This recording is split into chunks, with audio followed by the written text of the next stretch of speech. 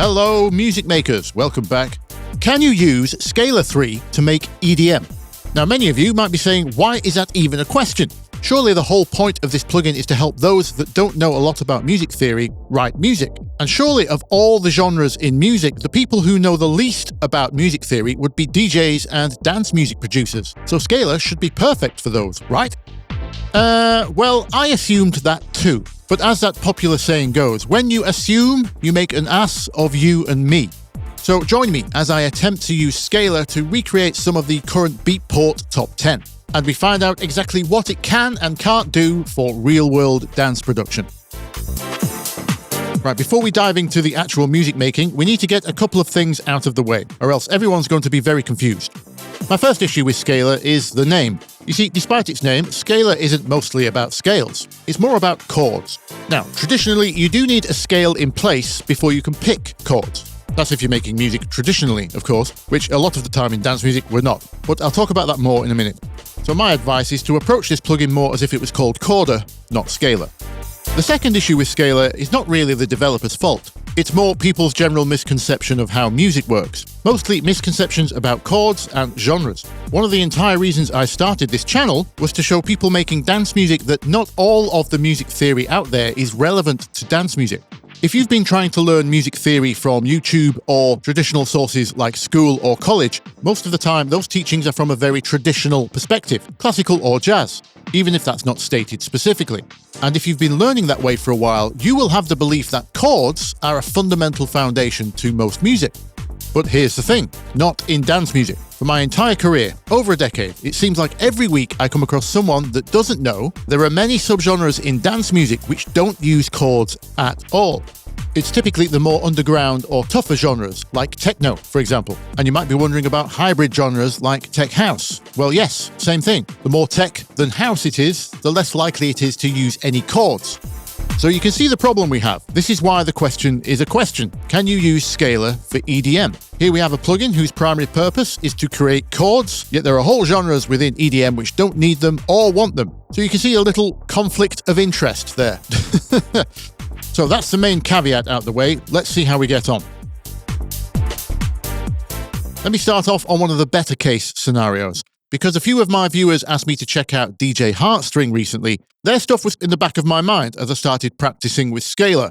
And it turns out that's a great place to start. Trance or trance-leaning genres, of all the dance genres, is where Scalar can probably help the most. Now, for those of you who aren't into this genre, I don't recommend skipping ahead because this is going to show the main workflow of the plugin. Anyway, here's what I got out of it.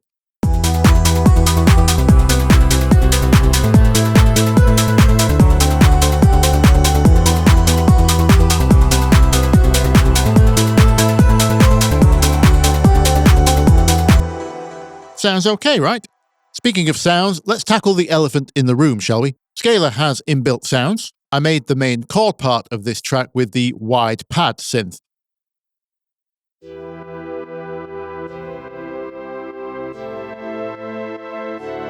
It does the job, and if you click into the mixer section, we have some basic parameters we can adjust: envelope, filter, and effects. Scalar has a handful of synths, piano, bass, etc., covering all your main key areas. But I think the best way to describe them would be rudimentary at best.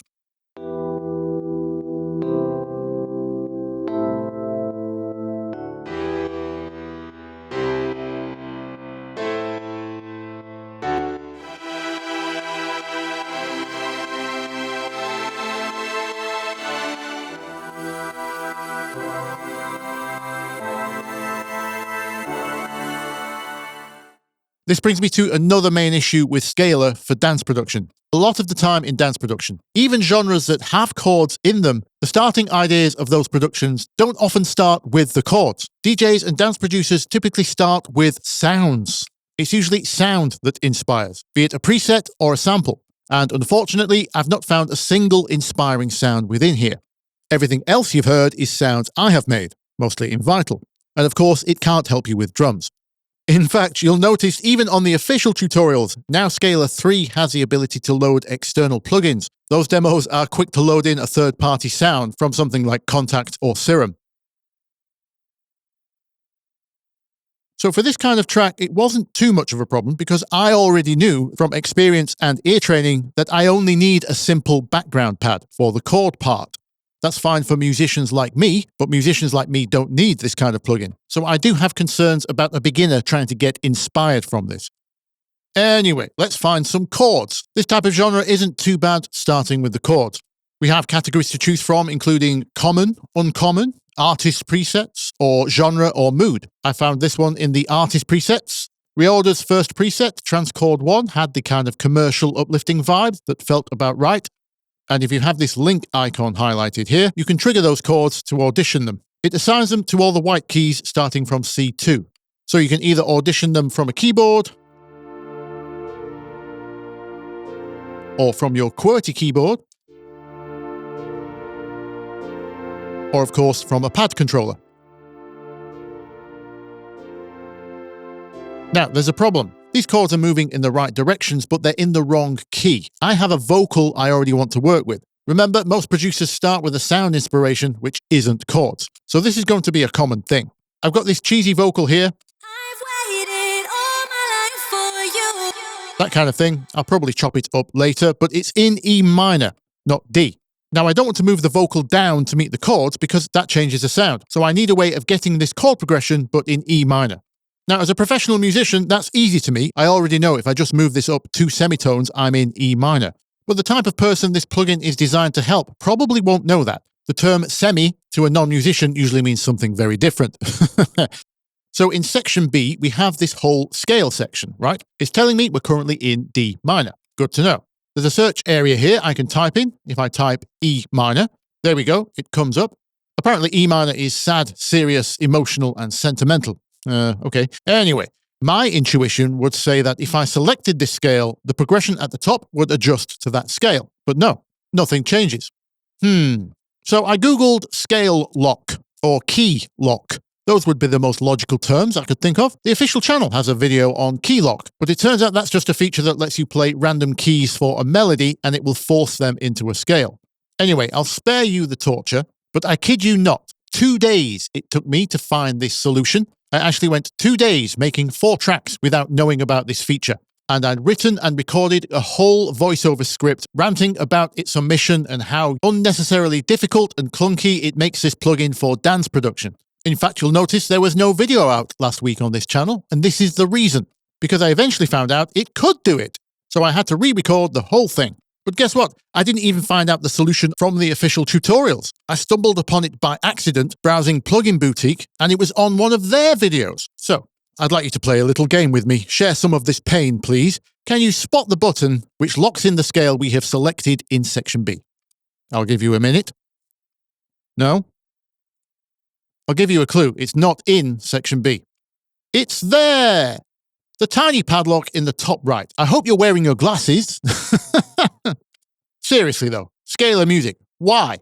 Anyway, where were we? Oh yeah, selecting our first chords. This kind of sums up the UI experience in Scalar for me in general, to be honest. Right, so we press the lock, but the chords still don't change. Some colors change. It's now telling us what chords in our progression don't fit in E minor. Now, at this point, I'm about to punch a wall or something, but it turns out you've got to click on another progression and then back on the progression you had, and it will have changed to the new key. Deep breaths, Ben. Deep breaths, deep breaths. Right, so I like these first 4 chords. To lock them in as our progression, we drag them to this bottom section, section C. By default, 1 block represents 1 bar, so this is 1 chord per bar, and I can play the progression from here. Or if I just press play from the start of my software's timeline, it will sync up. Or I can click this loop icon and it will just loop regardless of where I play back from.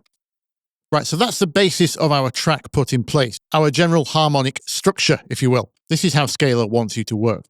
Now I can just leave this part looping as is if I want, or I can highlight all of these chords and drag them into my software and that will create the MIDI for them. Or Scalar has an arrange mode where I can make further edits, like the timings, octave, or there's more advanced functions. I'll show some of that later. I'm just going to leave those chords looping right now. Let's get a bass line done. Okay, so I've got the second track here for my bass, and I've loaded up a second instance of Scalar on it. We're going to use the arrange mode. because what we can do here is set this scalar to follow the first one I had. Scalar doing the chords, I've set as the leader, and now everything I do on top of that, basses, melody, etc., is going to follow those chords. So on my bass track here, I'm going to mute the first track, or else that's just going to play back chords like the other one. We want to follow those, but we don't need to actually hear them on this bass. Clicking this plus icon here lets us load a new type of track. It calls these motions. I suppose they mean anything other than a static chord part, anything actually in motion. Riffs, melodies, rhythms, that kind of thing. In other words, all the interesting stuff that you'd want to start with, but can't without putting chords in place first. Anyway, here we have a few categories. Articulations covers things like arps, strum patterns for things like guitars or pianos maybe. Chord follow just basically duplicates your chords so you can have a second part playing chords. Bass follow just gives you the lowest note of the chord. Divisi lets you get other notes from the chord. Under expressions, we have performances and phrases. These take the chords you've picked and break them up into, well, performances. A bit like if you'd hired a real keys player to perform the chords instead of just playing static blocks of chords. Quite useful, but again, from a dance producer's perspective, terms like adagio and vivace aren't very helpful, are they? Maybe they have a second plugin which can translate Italian. Anyway, more useful to dance producers are the rhythms section. That's good for stabs. Then we have sections for basses, melodies, and sequences. There's also a moods category in case you want to approach it from that angle. And then we also have genres.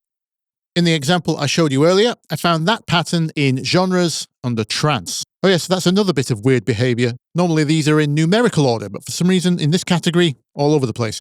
I'm not going to bother with the internal sounds. I'm going to load my own from Vital. We do that in the mixer section down here. Let's audition a few from that category.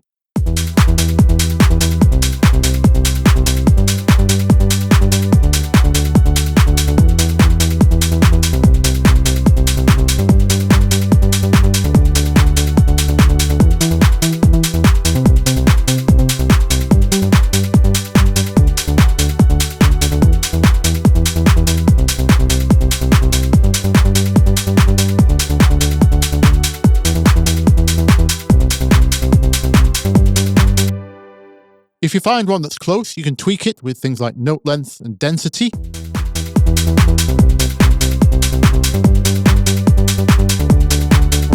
Not bad, there's a few useful ones in there. I went with straight 5 in the end. But here's yet another baffling UI decision. Imagine I couldn't find a bass line I liked under the trance category. It actually won't let me select another one. I have to delete this track, lock in a decision on another category, reload my bass sound, and then try again. Why? That makes no sense. Anyway, moving on, using that same method, let's look at lead lines, shall we? So, same idea, another instance of scalar. It automatically becomes a follower, and we're going to add a melody track. A lot of DJ Heartstrings leads are basically arps, arpeggios. So I did start there, but I preferred what I found in Melody Color G category.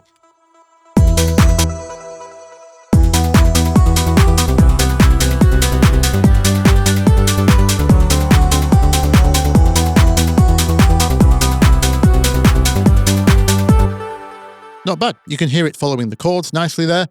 Let's audition a few others.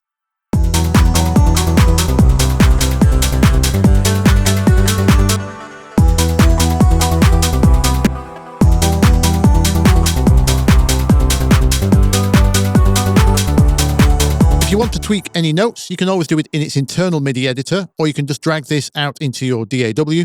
And it turns out there's not really a reason to keep it in scalar if you want to do that. Because one of my other complaints is, if you want to tweak a note in scalar, it's not hard, it looks like this. I like that it keeps the chord notes there in the background for you to see. So if you don't know a lot about melody, harmony, or chords, you could just play it safe and try picking a note from the chord that's in the background. As soon as you do that though, you'll notice it turns red. That means if you make any adjustment to the original chord part, because you've made an edit, this part will no longer follow those chords.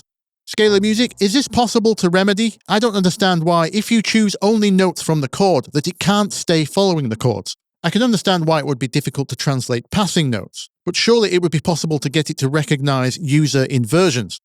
Anyway, let's move on. There's one more part we can use scalar for, counter melody. There's nothing different to show you in terms of the technique here. I just stumbled upon these longer lines. They reminded me more of like string lines. DJ Heartstrings Left on Red had one of those in, so here's what that sounds like.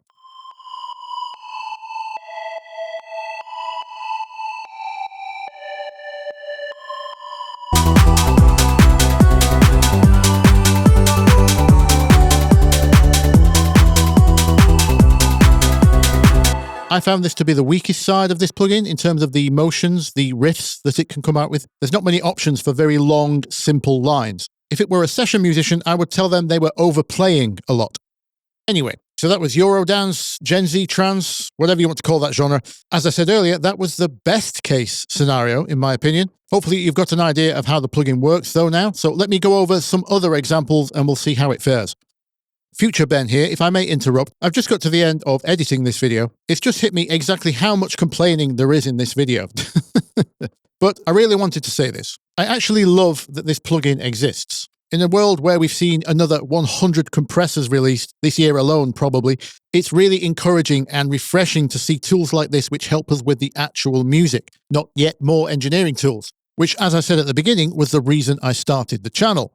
So yes, I have a lot of complaints, but please know, all my frustrations come from what I can see in the potential of this plugin. I actually hope Scalar Music gets to watch this video so they can keep improving it moving forward, or maybe even a dance-focused version. Future collab, maybe?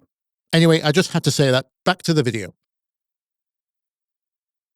So the next thing I tried to make with Scalar was something like Jamback's Positive. I don't know what the actual term is, but I would call this retro tech.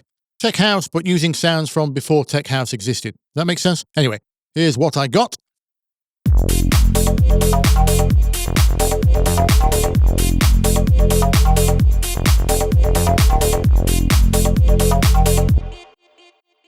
So this is a different challenge because Jamback's track doesn't use chords. Well, there's a small section in the break, but most of it doesn't. This is what we call on the one. In fact, there's two bass parts, and the first one is literally just playing note one, a long note one. I've just drawn that as a MIDI note. There was no point getting Scalar to do that. There's two basses though, and it's like a call and response. And the second bass part I did use Scalar for. But first, before I could audition bass parts, I had to drag in just a long chord one. In this case, it's F, F minor. And then, because it only plays after the other bass stops, I've used the snip and mute tool here to interrupt a pattern halfway through.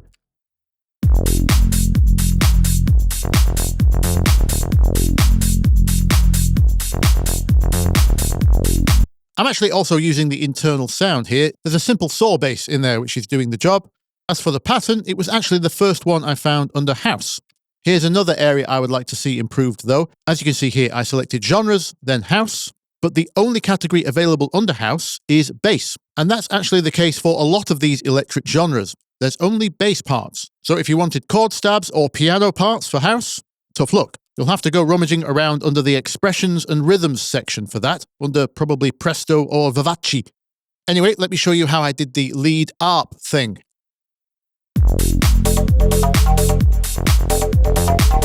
Basically, it's the same idea. Everything has to be based on chords, so I've just dragged in a long chord 1, F minor, no changes, no progression. And I found this pattern under expressions, sequences, and synth sequences. There were no sparse patterns, ones that started and stopped like the rhythm I needed, so I had to use the scissors and the mute again. And yet another complaint I have is, if you like, say, the second half of a sequence, like I did here, you would hope you could just snip that out with the scissors. But as soon as you cut the part with the scissors tool, the sequence resets to start from its beginning. So annoying. You can get it back to where it was, but you have to use this rotate parameter down here. Not ideal. Anyway, in this Jamback track in the break, there are some chords, and they're not typical triads. So this is a good opportunity to see if Scalar can produce some interesting chords. In the scale section here, it shows you each of the chords available in the scale.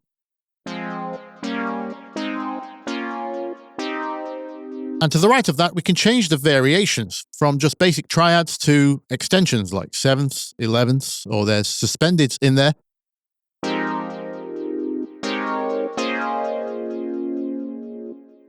But again, from the perspective of a dance producer, not very inspiring to go through these. And also, it's a bit of a minefield if you don't already know what these things are. So instead, I turn to the creative page. That has an explore mode. Here, you can set a general flavor over on the left here. Let's say EDM and dark.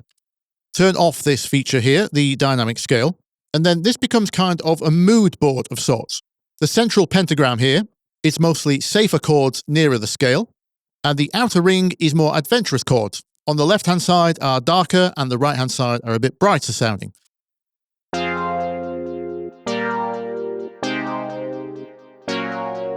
So I quite like this idea. It lets you poke around without knowing anything about chords, press and guess style like a proper raver, but it's still more structured and tuneful than just mashing random keys on a keyboard. And if you think one is close but not quite there, you can check this Colors tab here for different variations.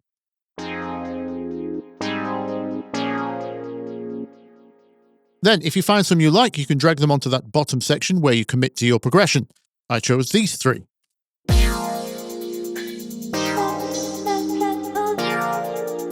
In the second half of that section, there's this gated synth that comes in.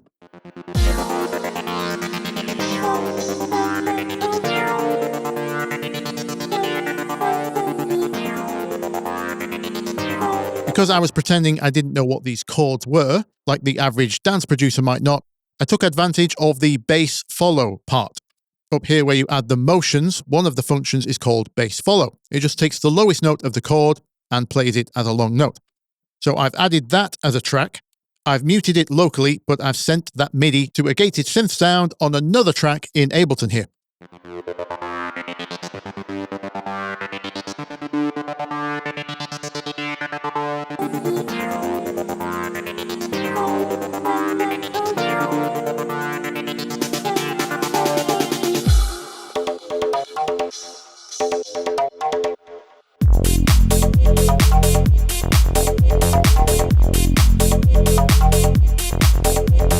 So that's probably the more musical end of tech house.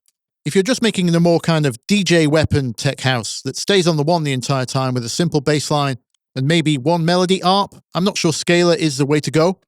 Let's look at another different example. Josh Baker has a track out at the moment called Come Closer. I would call it deep house. I didn't check what Beatport calls it, but apart from the vocal, it's basically a bass line with an ARP and the occasional stab. So scalar should be able to do that. Here's what I got. Remember though, again, I'm making all the sounds for these.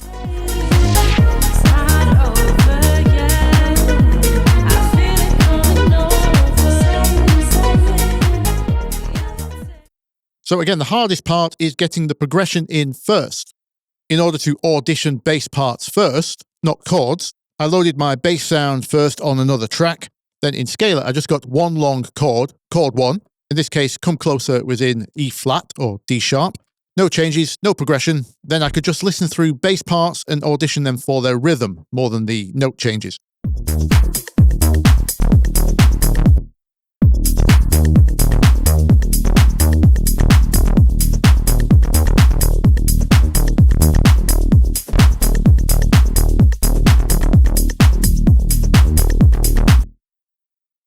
I quite liked the first half of EDM Bass 2.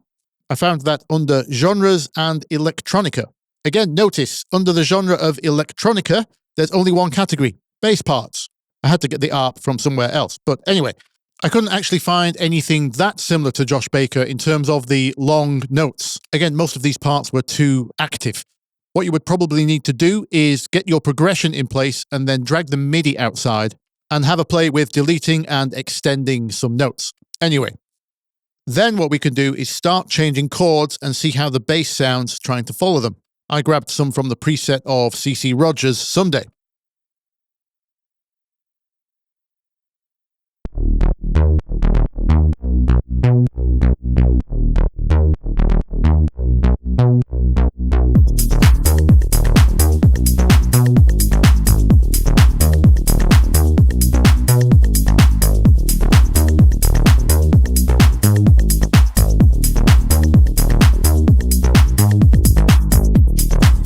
That's got the right kind of vibe.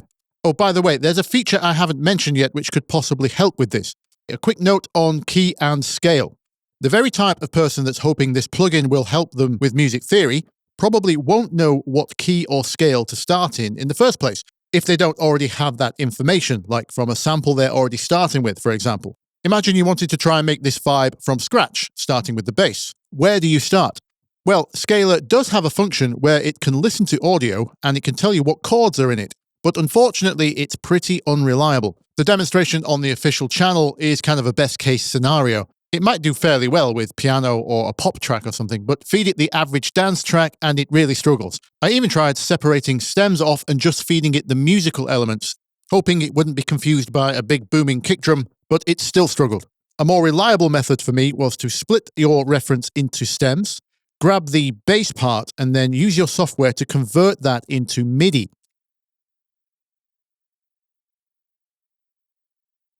Then with this record button up here, you can ask it to detect MIDI.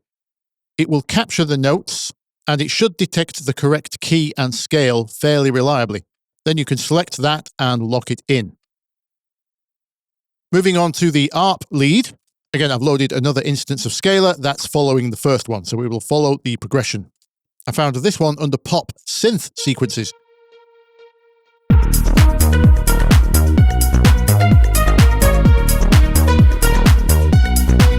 Now, I like the groove and the general movement, but it's all over the place. For ARP parts like this, we don't actually want it to follow all of the chords.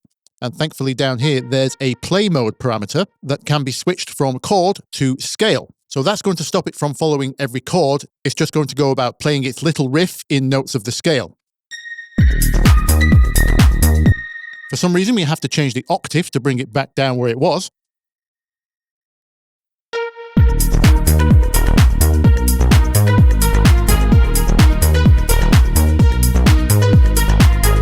But there we go, that gets us a pretty decent ARP melody. The only thing left is a subtle stab part. Again, I've got another instance of Scalar and it's auto following the others. It's sending to a stab sound from Vital that I like. I've grabbed a simple rhythmic pattern from the Expressions Common Rhythms category, and that was that.